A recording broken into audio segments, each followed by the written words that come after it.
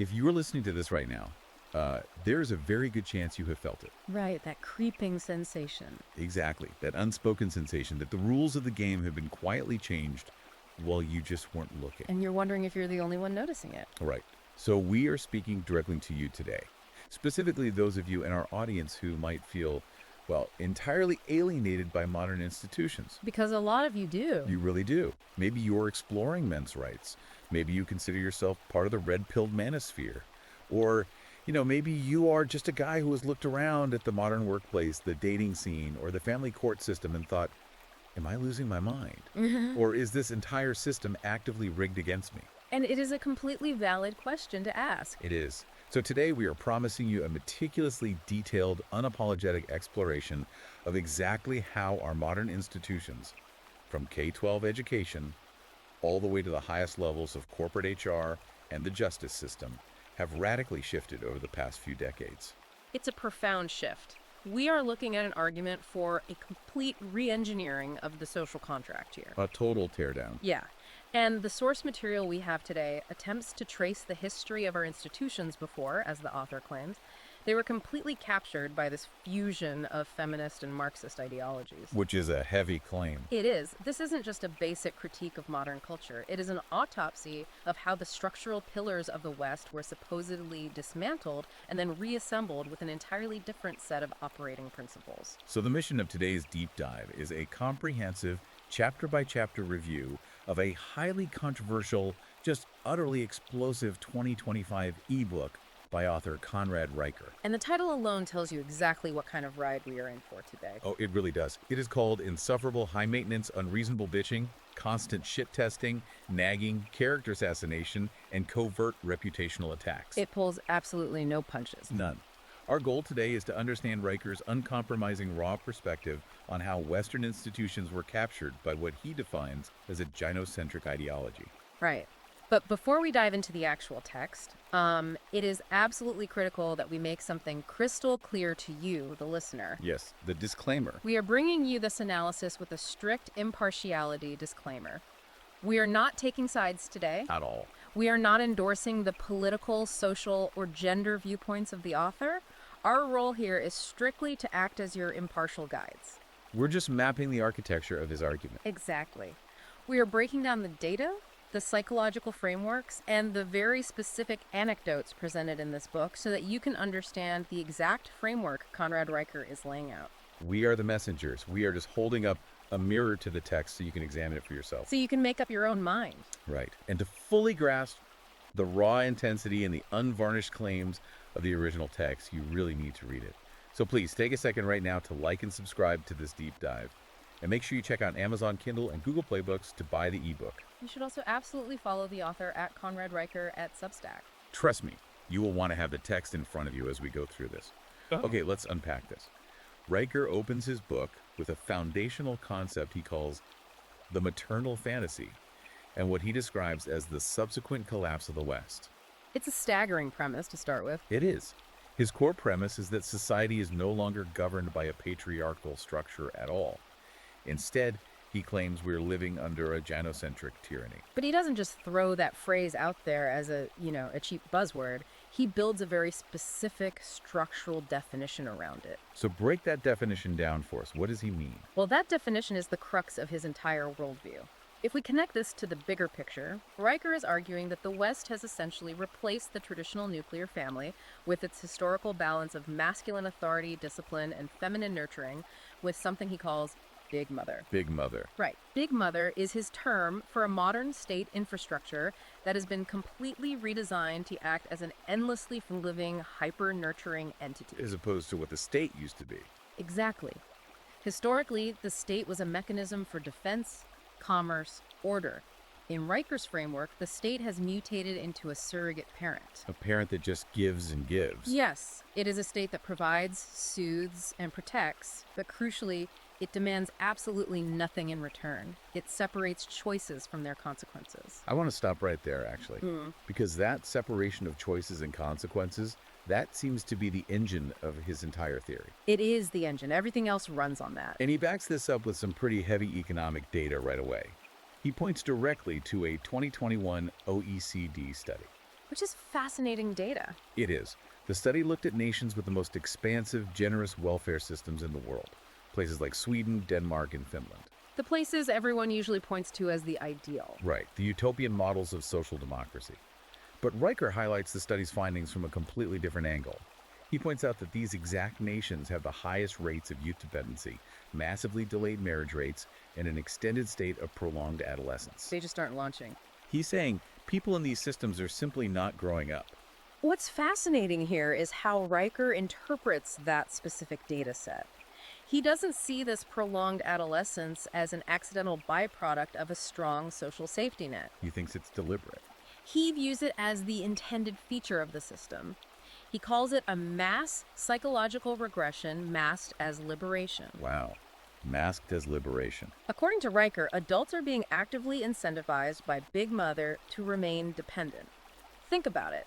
When the state removes all risk from failure, whether that is financial failure, relational failure, or moral failure, the psychological imperative to mature into an independent, self-sustaining adult just evaporates. Because why bother? Exactly. You end up with a population that acts like perpetual children, constantly looking to the state to coddle them and fund their lifestyles. But wait, if everyone's acting like a perpetual child, someone still has to pay the bills, right? The state doesn't generate its own money, it extracts it. Precisely. And that is where Riker introduces the villain of the maternal fantasy. In his view, men, specifically rational, independent, working men, are cast as the villains. The ones actually funding the system. They are the ones who must be taxed and regulated to pay for this massive apparatus of comfort. This system requires the wealth generated by traditional masculine traits: competence, risk-taking, endurance, but it simultaneously demonizes those exact same traits as oppressive.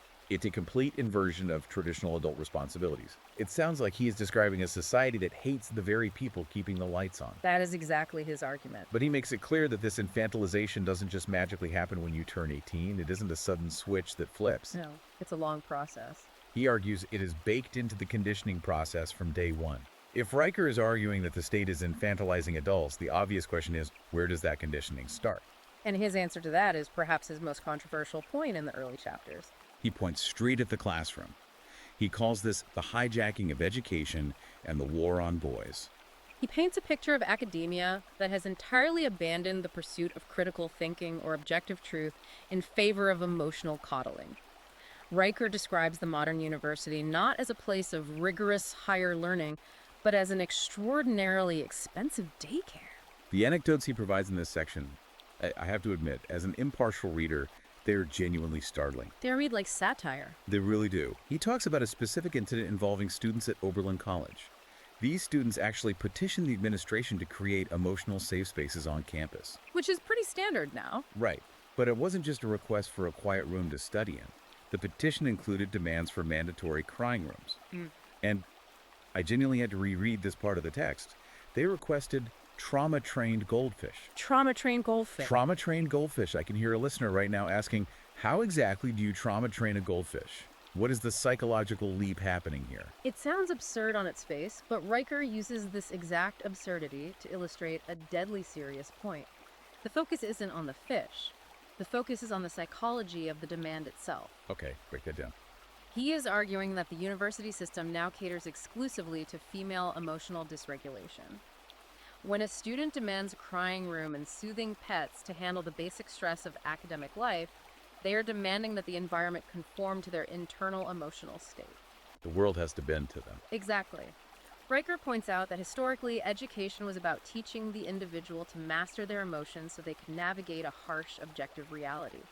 Now the model is flipped. The institution is expected to alter reality to soothe the individual's emotions. And when you elevate subjective feelings to the highest moral good, objective reality and traditional working class logic are not just ignored, they are actively punished. Which perfectly sets up the Smith College incident he details next. This one is incredibly revealing. It is. This is a story about a male janitor who was simply doing his job. He was cleaning a dorm hallway, doing the physical labor required to keep the institution running. The essential work. Right. But because a group of students were having what they called a vibe check meditation session nearby, they accused this working class guy of violating their emotional space. Just by cleaning. Just by cleaning the hallway. Now, logic would dictate that a janitor has a schedule and a job to do. But logic didn't win here. It never does in these examples. The administration didn't back the janitor. They issued a formal apology to the students. Riker points out the deep irony here. An elite institution apologized to wealthy young women who demanded complete silence, rather than defending the working class man whose livelihood was threatened by a completely irrational complaint. This is a crucial pivot point in Riker's argument.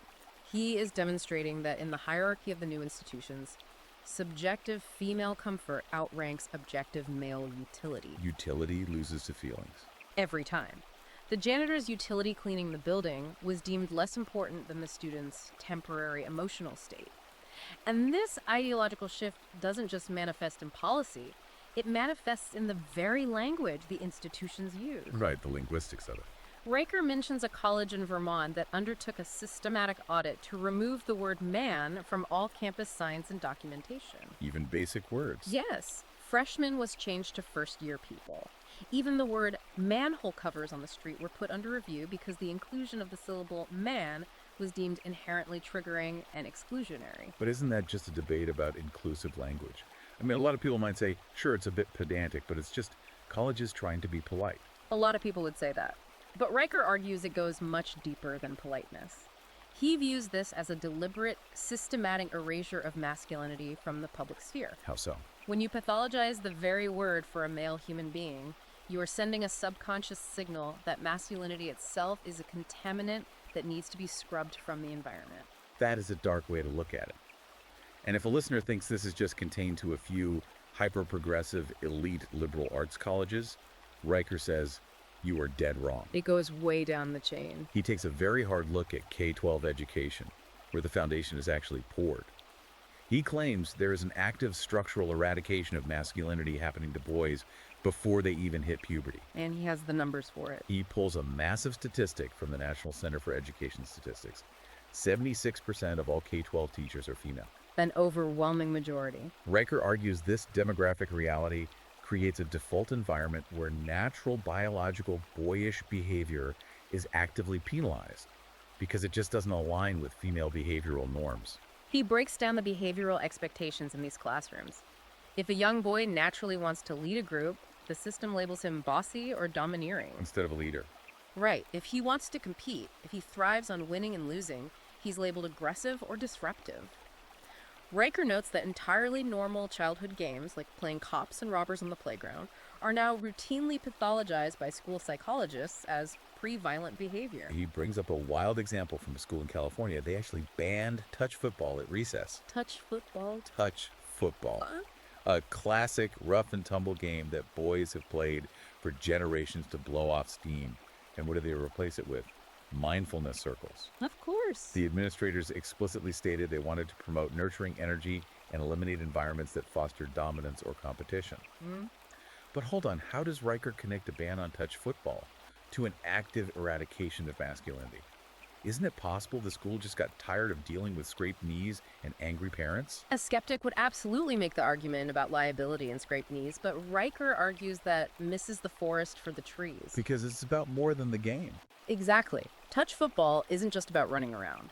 It is an arena where boys learn crucial lessons about managed conflict, hierarchical competence, and fair play within a competitive framework. They're learning how to be men. By removing the physical competition and replacing it with a mindfulness circle, which is a sedentary, internally focused, cooperative exercise, the school is essentially forcing boys to communicate and socialize like girls. Riker asserts that you cannot teach a boy to be a healthy man by treating him like a defective girl. Treating him like a defective girl. That phrasing is intense. And it's not just physical play that's being altered, it's the academic curriculum itself. He goes after the math departments.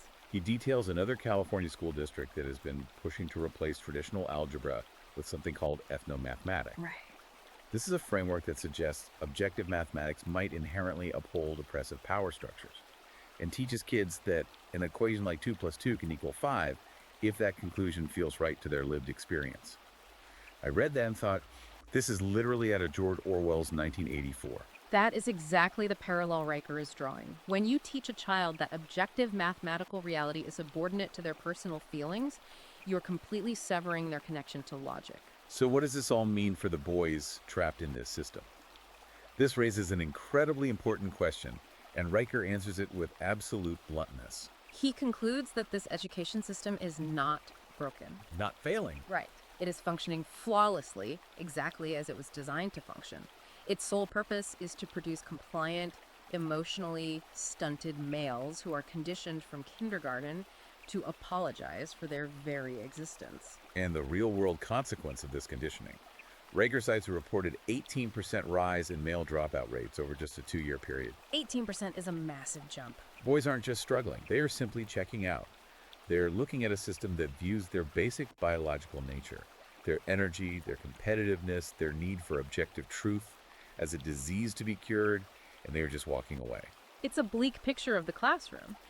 But Riker doesn't stop there. Because those boys who do manage to survive the K-12 system and the university daycare, they eventually have to graduate. They have to get jobs. They enter the corporate world. And Riker argues that this modern corporate world operates on the exact same set of rules. Which brings us to his analysis of the feminization of the workplace and what he calls institutional gaslighting. If you are a man working in a corporate office right now, Riker's breakdown of HR departments is going to hit very close to home. Very close. He doesn't view HR as a department designed to protect the company or optimize talent. He refers to modern HR departments as kangaroo courts. To build this argument, Riker claims to have reviewed dozens of contemporary Fortune 500 HR manuals. What he found were not policies based on merit, productivity, or objective output. It's all about feelings again. Exactly. He found policies dominated by subjective metrics. He highlights the rise of things like empathy audits and inclusion metrics. These are tools, he argues, that can be weaponized at will by anyone with a grievance, specifically because they rely entirely on subjective feelings rather than objective, provable facts. Let me give you the example he uses because it is mind-bending. He talks about a man who was formally flagged by his company's HR department for having low vibe alignment. Low vibe alignment. What did this guy do? Did he scream at a coworker? Did he steal? No. He wore a suit and tie to the office, while his coworkers wore hoodies and jeans. He just dressed up. His professional attire, literally dressing up for work, was officially deemed intimidating to the rest of the team. He was penalized for his clothing because it made someone else feel inadequate. And this weaponization of feelings reaches an extreme in a 2023 incident. Riker details from Austin, Texas. This one is hard to believe, but it's there. A female employee actually called the police on her male coworker. What was his crime? He was sitting at his desk, silently drinking his coffee. Silent. No words were exchanged. He didn't make a gesture. But she told HR and the police that his silence made her feel unsafe. Riker uses this to highlight the absolute unchecked power of that specific phrase, feeling unsafe. I really want us to pause and look at the mechanics of that phrase because we hear it all the time now. I feel unsafe. How did a feeling become grounds for police intervention against a silent man drinking coffee? What's fascinating here is how Riker frames the evolution of this concept. In the past, safety referred to physical safety. Was there a physical threat of violence? An actual actionable threat. But the definition has experienced massive scope creep. Riker is showing how subjective emotional discomfort has been elevated to the level of an objective, legally actionable truth in the corporate world. The feeling is the reality.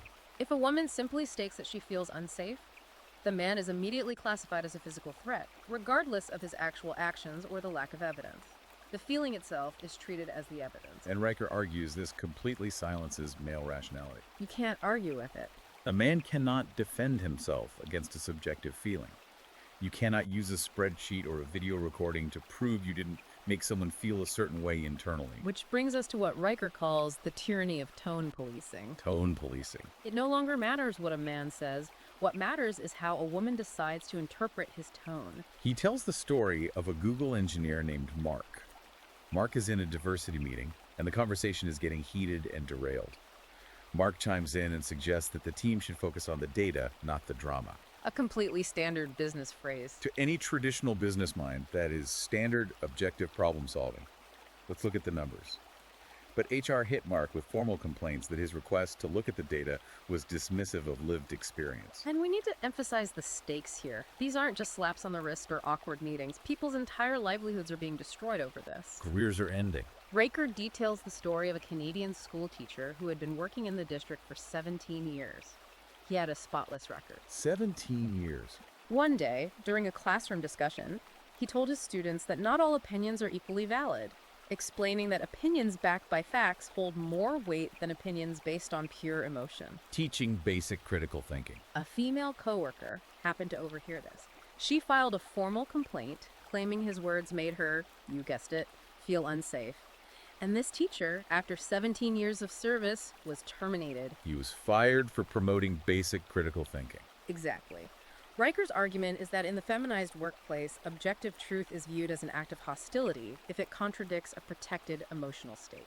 As terrifying as that is for anyone trying to build a career, Riker argues that if you think the workplace is a kangaroo court, you haven't seen anything yet. The corporate world is just a warm-up act. It gets worse. Riker claims that the ultimate expression of this gynocentric tyranny is found in the legal system itself. And that brings us to his absolutely brutal dissection of family court. He goes after family court hard. According to Riker, the family court system has resulted in the total systemic eradication of fatherhood. He does not hold back an ounce of vitriol here. Riker refuses to refer to the family court system as an arbiter of justice. He calls it a divorce mill. A mill? Yeah. Just processing people. He claims its entire architectural purpose is to extract resources from men and transfer them to women and the state. He anchors this argument with a widely cited, staggering statistic. 70 to 80% of all divorces are initiated by women. Now, conventional wisdom might suggest this is because men are failing as husbands. But in Riker's framework, this statistic has nothing to do with male failure. It is entirely about economic incentives. He argues that the system financially incentivizes women to dissolve the family and severely punishes men for attempting to maintain it. He points out what he calls the presumption of male guilt. Yes. When a man walks into a family court, Riker says he is already presumed to be a deadbeat, an abuser, or an absentee father until he bankrupts himself, proving otherwise. Let's look at the story of Rob Johnson that Riker includes in this section. This story is infuriating. Rob is described as a hard-working engineer, married for 12 years, 2 kids, good provider. His wife decides she wants a divorce and she wants full custody of the children. Now, how did she prove to a judge that Rob was an unfit father? Did he have a history of violence? Substance abuse? No. No. She brought a single parking ticket to court. One unpaid parking ticket. One ticket. She argued to the judge that this ticket proved Rob was fundamentally irresponsible and lacked the meticulousness required to raise children. And the deeply unsettling part is the judge's reaction. The judge agreed. Based on one parking ticket, Rob lost 80% of his income overnight to alimony and child support, and he lost full custody of his children. He was reduced to an every other weekend visitor in his own kids' lives. Riker uses Rob's story to illustrate the impossibly low bar required to strip a man of his paternal rights. But it gets even more dystopian. The Ohio father. He talks about a father in Ohio who loved playing chess. He spent his weekends teaching his 9-year-old son the strategic intricacies of the game. The mother, however, decided this activity was too intense and militant. Militant, because it's chess. She petitioned the court, and the court actually agreed with her, recommending supervised visitation because teaching chess was deemed too aggressive. That's completely insane. When the father stood before the judge and cited his constitutional rights and his right to free speech in raising his son, the court labeled him resistant and high conflict. They permanently stripped him of his unsupervised time. Let's unpack the logic of that court ruling. Because he used his legal rights to defend himself. Riker's point is that the family court system demands total, unquestioning appeasement. If a man stands up for his rights, if he uses legal logic to defend his position, that very act of defending himself is weaponized by the court as proof that he is dangerous and uncooperative. The system requires male submission. It is absolutely brutal. Riker categorizes this entire legal apparatus as financial parasitism and a state-sponsored Ponzi scheme. Heavy labels. And he brings in hard economic data to back up these aggressive labels. He cites a 2021 study from the National Bureau of Economic Research, the NBER. The child support study. The study looked at child support enforcement mechanisms across various states. It found that for every 10% increase in state child support enforcement, actual father involvement with their children drops by 7.2%. Which is counterintuitive to what the state claims they're trying to do. Right. Now, I really want to dive into the economics of this because Riker says this isn't just a correlation, it's a direct causation. How exactly does tightening the financial screws force a father out of his child's life? We have to look at the mechanisms of enforcement the state uses here. When child support is increased to punitive levels, often based on a man's presumed earning potential, rather than his actual current salarymen who fall behind face draconian consequences. Presumed earning potential, that's a huge detail. Exactly. The state will garnish their wages to the point where they cannot afford their own rent. The state will suspend their driver's licenses, meaning they literally cannot drive to work to earn the money they owe, nor can they drive to pick up their kids for visitation. They revoke passports. They will even incarcerate men for civil debt. Riker argues that under this crushing pressure, men are forced into the underground economy just to survive, or they are forced into such extreme poverty that they can no longer afford the gas or the legal fees required to see their children. The harder the state squeezes, the faster the father is structurally exiled. And Riker aggressively contrasts the penalized, exiled father with what he calls the monetized mother. He brings up an incredibly provocative anecdote about a woman in Memphis, Lakeisha Williams. The numbers here are just wild. Lakeisha earns $18,000 a year working a part-time job. But watch the math here. But by navigating the state welfare and child support systems, she receives over $50,000 annually in tax-free benefits, housing subsidies, food stamps, state-funded childcare, and direct cash transfers. Meanwhile, her total tax contribution to the system is $1,200. Riker uses this, what he bluntly calls a baby factory anecdote, to argue that the state has literally replaced the husband. Big Mother has stepped in as the primary provider, turning biological fathers into nothing more than heavily taxed sperm donors, whose only utility is funding the state that replaced them. And the extortion within the courts to maintain this flow of capital is staggering.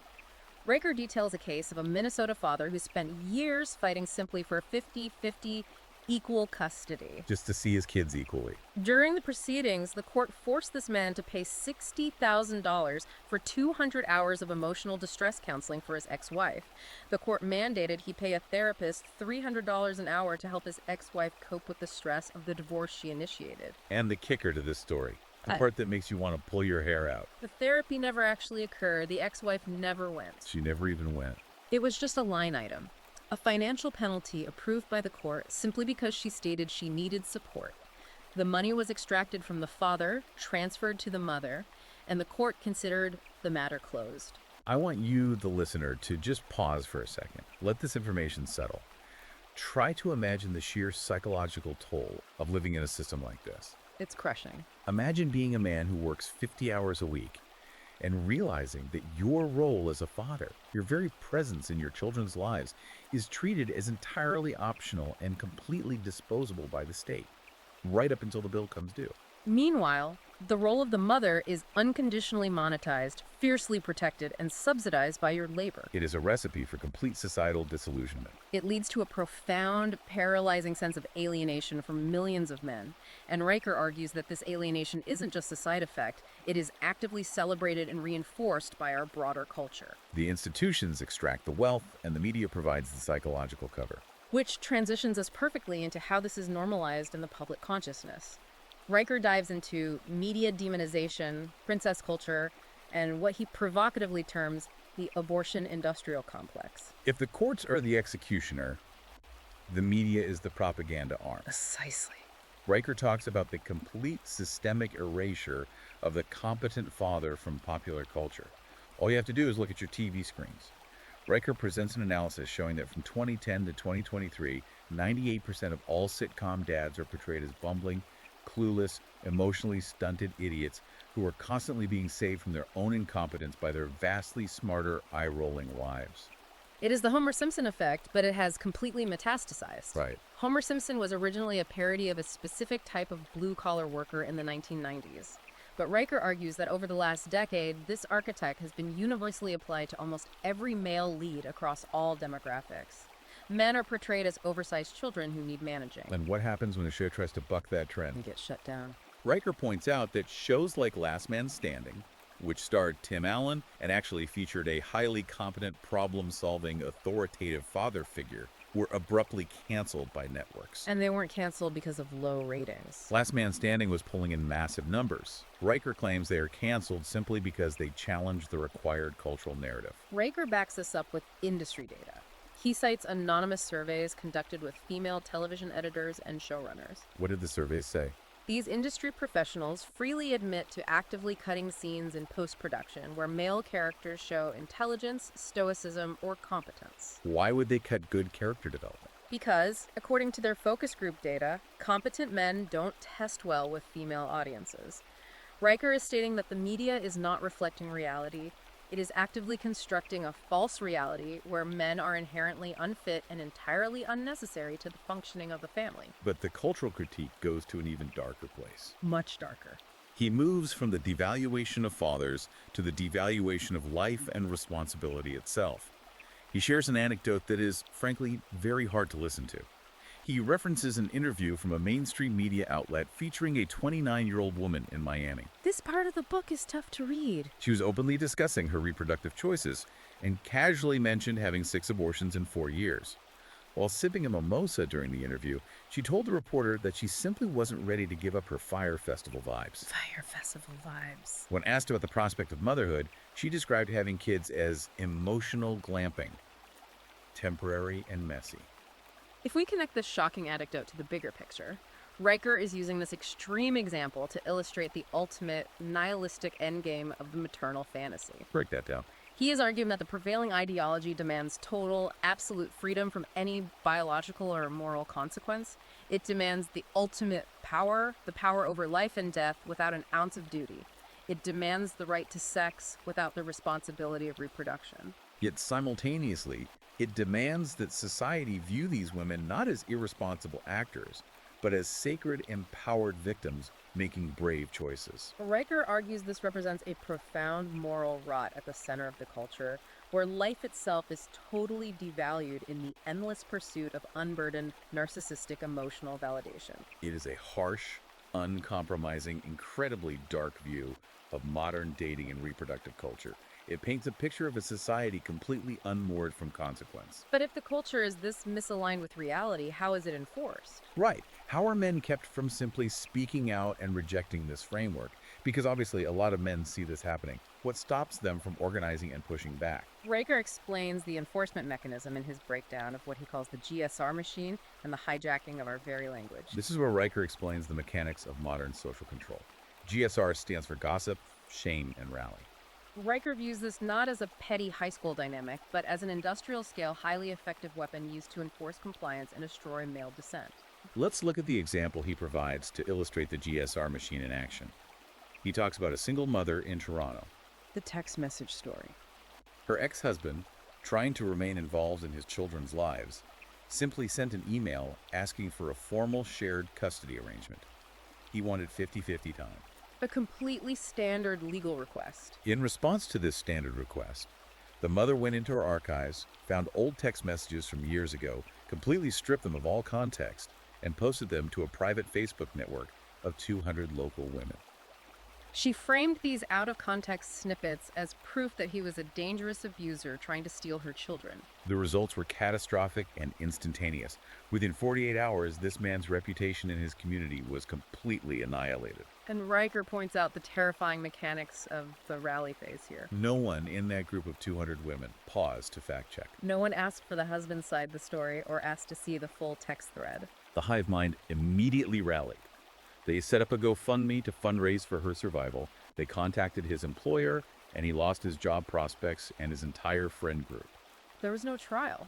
There was no defense attorney. There was no presentation of evidence. There was just instantaneous social execution. Riker says this is how modern collectivism becomes pure authoritarianism.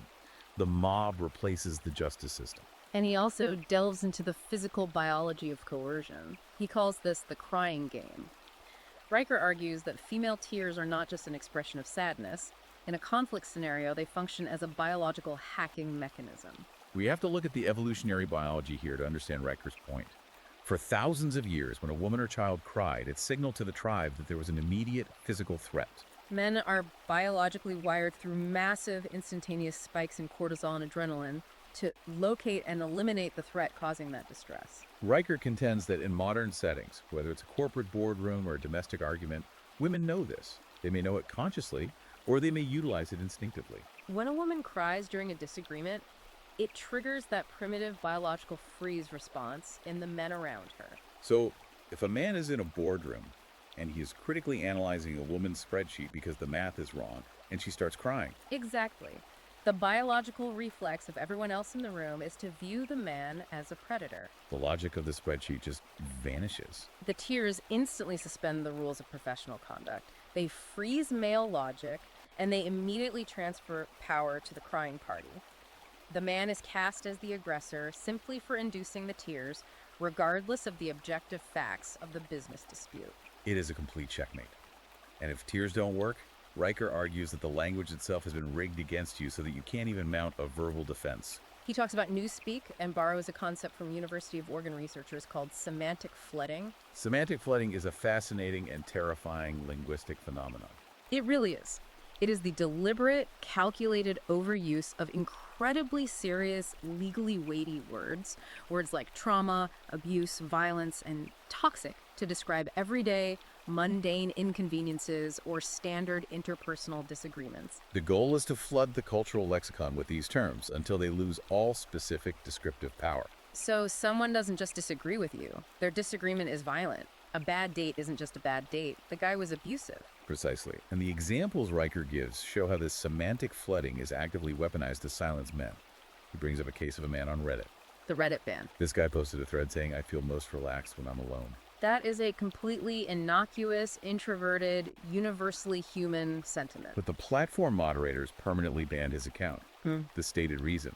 They claimed his desire to be away from women was a promotion of misogyny, and that his post created a hostile environment. So in this linguistic framework, a man simply desiring independence, peace, and solitude is viewed as actively committing an act of aggression against women. He can't even be left alone without being labeled toxic. Or consider the philosophy student in the UK that Riker details. This student was formally disciplined by his university for homophobia. What was his homophobic act? During a debate about sexuality, he simply stated, "I'm attracted to women." The disciplinary board told him she should have said he was attracted to assigned female at birth individuals. He used biologically accurate, grammatically correct language to describe a standard heterosexual preference, and he was officially punished for committing an act of linguistic violence. This raises a massive question about where this all ends. If you can't use logic, if you can't use standard language, what is left? That leads directly to Riker's ultimate big picture conclusion. He describes the modern linguistic and institutional landscape as totally Kafkaesque. It is a closed loop of insanity. In this world, if you use logic to disagree with a woman, you are engaging in verbal abuse.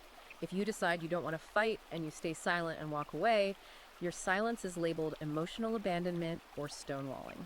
And if you try to bring data and facts to defend your character, your reliance on data is labeled patriarchal oppression. It is a rigged game. A man literally cannot win. His early options are total compliance and submission or total social destruction. Wow. It is a heavy, heavy thesis. We have covered an immense amount of ground today. We really have. Which brings us to our outro and the summary of this manifesto. Riker's book, with its incredibly provocative title and unyielding tone, is fundamentally designed to be a wake-up call for men. He is urging the men listening to stop apologizing for their masculinity. He wants you to reclaim your sovereignty, to stop walking on eggshells in your homes and workplaces, and to build your life around objective truth, strict discipline, and self-respect, rather than constantly trying to appease a system that he believes fundamentally hates you and views you as a utility. And as we wrap up this intense exploration, we must once again remind you, our listener, this deep dive has been a strictly objective exploration of Conrad Riker's claims, his data, and his texts. We are holding up a mirror to his arguments. We have broken down his logic and his examples so you can understand the architecture of his worldview. This analysis is not an endorsement of his political or social viewpoints by us, the hosts. We are not taking sides. We are here to ensure you understand the explosive material he has presented. Exactly. We lay out the pieces of the puzzle. It is entirely up to you to put them together. But we do want to leave you with one final, lingering, provocative thought to mull over on your own. A question that builds directly on the implications of Riker's text, but forces us to look forward. And it's a big one. If, as Riker so aggressively argues, the very language and institutions we use to negotiate our shared reality have been fundamentally altered to favor emotional subjectivity over objective logic, How does a society peacefully resolve its deepest, most existential conflicts when both sides can't even agree on the basic definition of a fact? It is a phenomenal question. It strikes at the very heart of whether a cohesive, functioning society can actually survive this level of institutional and linguistic capture without fracturing completely. It's something you really need to think about. Thank you for joining us on this intense, incredibly deep journey today. Please do us a massive favor. Take a second to like and subscribe to the show so we can keep bringing you these deep dives into the most controversial texts out there. And seriously, do not just take our word for it. You need to read this text for yourself to fully grasp the raw scope and detail of what we just discussed. Go to Amazon Kindle and Google Play Books right now to buy the ebook. Read the unvarnished text. And don't forget to follow the author at Conrad Eirecker at Substack for his ongoing commentary. Until next time, keep your eyes open, question the narratives, and keep digging deep.